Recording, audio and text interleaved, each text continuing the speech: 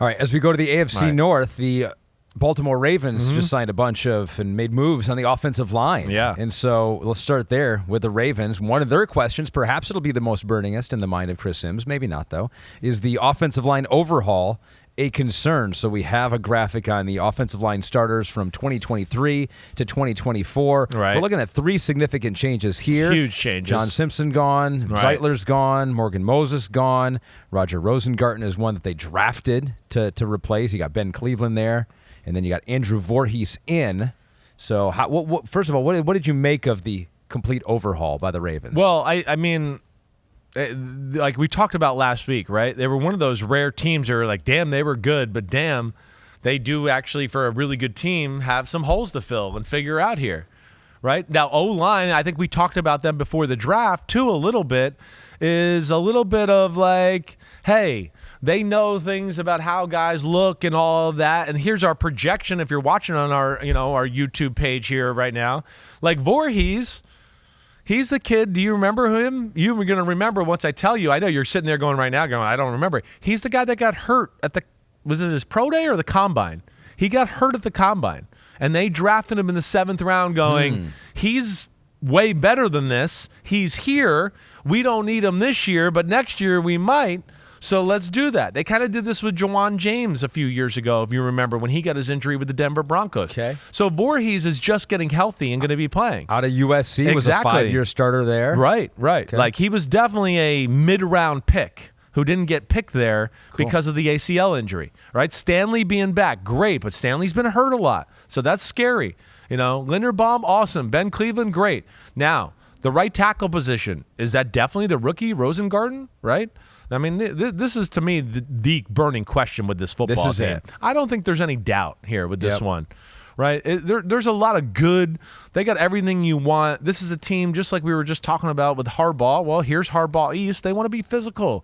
They got to protect their man Lamar. And they're not a dink and dunk throwing the football team, right? They want to throw the ball down the field. They do, right? So that is the big thing.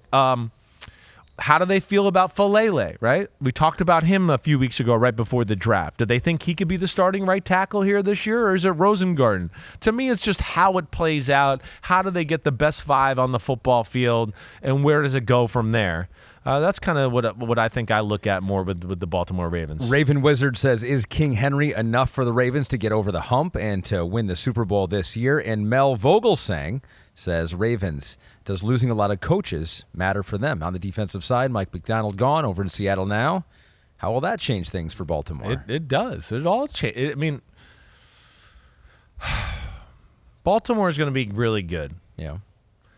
Last year in points allowed. Last year was the year, though, guys. Like, it was the year. You were supposed to win the Super Bowl last year. And that's where it hurts, right?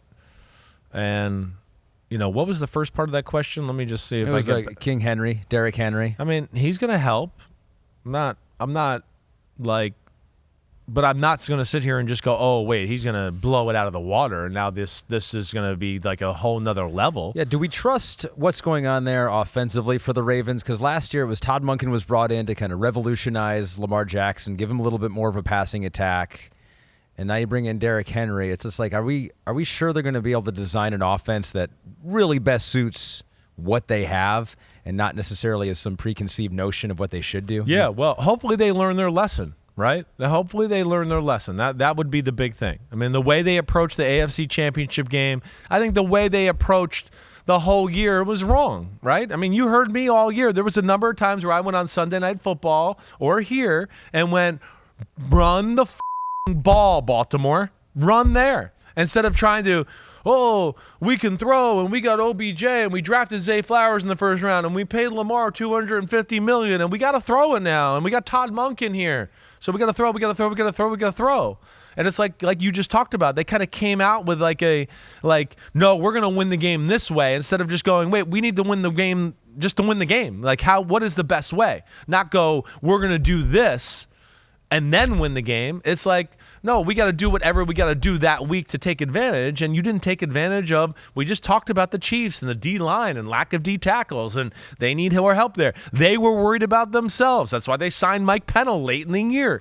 I mean, and they let them off the hook and decided to throw the ball all game. I hope they get back to running the football here. Yeah. I think it's when they're at their best. I think it suits their defense the best, and I think it's when Lamar is at his best. I'm not saying they got to run it.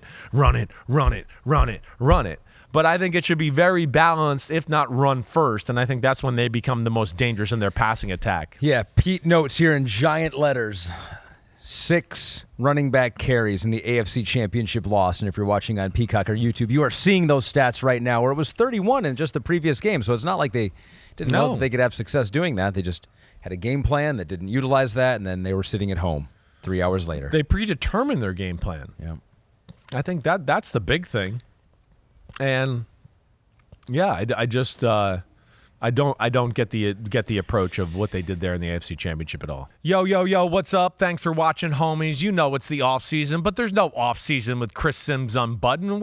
It's the NFL. It goes all year around. All right, so hit subscribe, please, to hear my thoughts on your favorite team, your favorite quarterback, and hey, how this season might unfold as we get ready for the 2024 season. We got a better picture, clearer look now that the draft is over, free agency. We know who's playing quarterback for certain teams. So again, thanks for watching, and remember to subscribe.